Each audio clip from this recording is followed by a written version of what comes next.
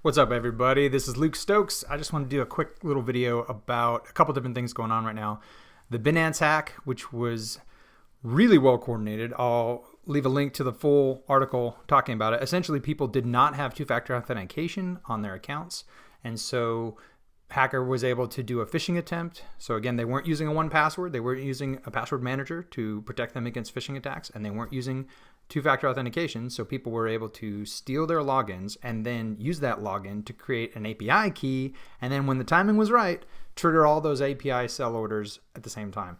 Please watch my video on safety and security on how you can use and own cryptocurrency, because this stuff is so important. We do not need to turn to regulation by central governing authorities in order to make sure we can do this safely. This falls on us. Real regulation, regulation that works, is decentralized and managed by the community.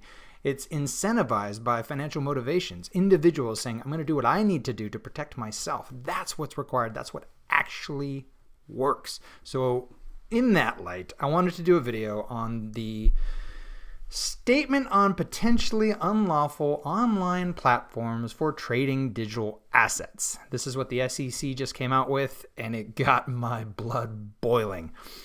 Got me so frustrated. So I'm going to read a little bit about it and talk about why I think it's a problem.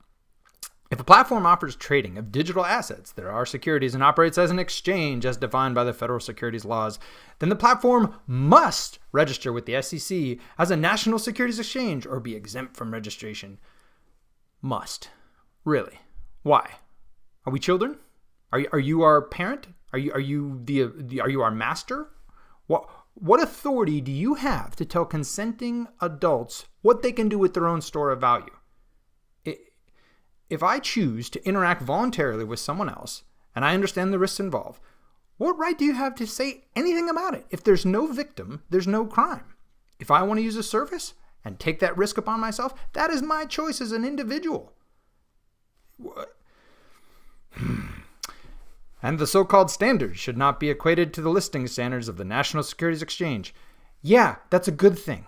That's kind of the entire point. Your AAA rating of phony standards is the whole reason we built and use this alternative system of cryptocurrencies and exchanges.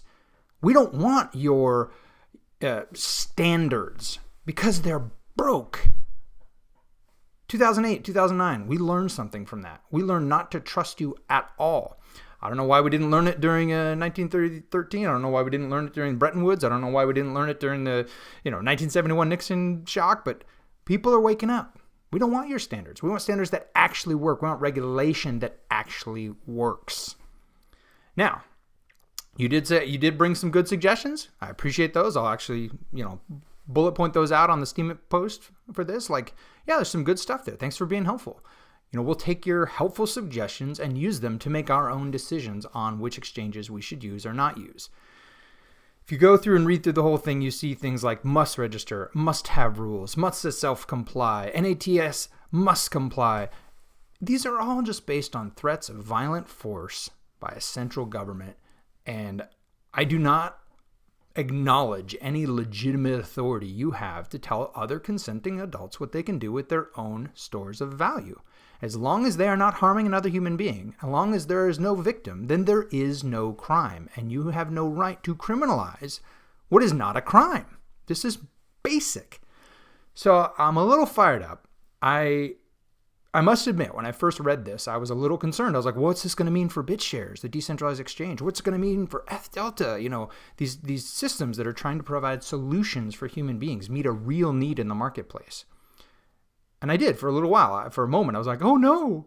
And then I was like, wait. They have no authority whatsoever. They have no right to tell me at all what to do because I'm not harming anyone. I'm not creating any victims. There is no crime. So then I kind of shook it off and said, all right, I'm just going to keep doing what I'm doing because there's nothing against this morally. It's justified to exchange value with other individuals voluntarily and peacefully. This is a beautiful, wonderful thing. This is what humanity needs more of. So I'm not concerned. I'm not worried about it. It's another example of them trying to pretend that they have authority that they do not. And so the reason I think this is important, the timing of this and the Binance hack is a very interesting dynamic. It's like, oh no, don't use centralized exchanges because you're going to lose all your money. Ooh, be afraid. And also, you better not use those decentralized exchanges or the government's going to come after you. How about we take a different approach? Don't be stupid, and you can use whatever exchange you want, but own your private keys if you claim to own cryptocurrency. So if you're going to use a centralized exchange, do your trade, get your money off there. Simple as that. Protect your accounts. Even if you say, oh, I don't have any money on it, doesn't matter. You might have money later.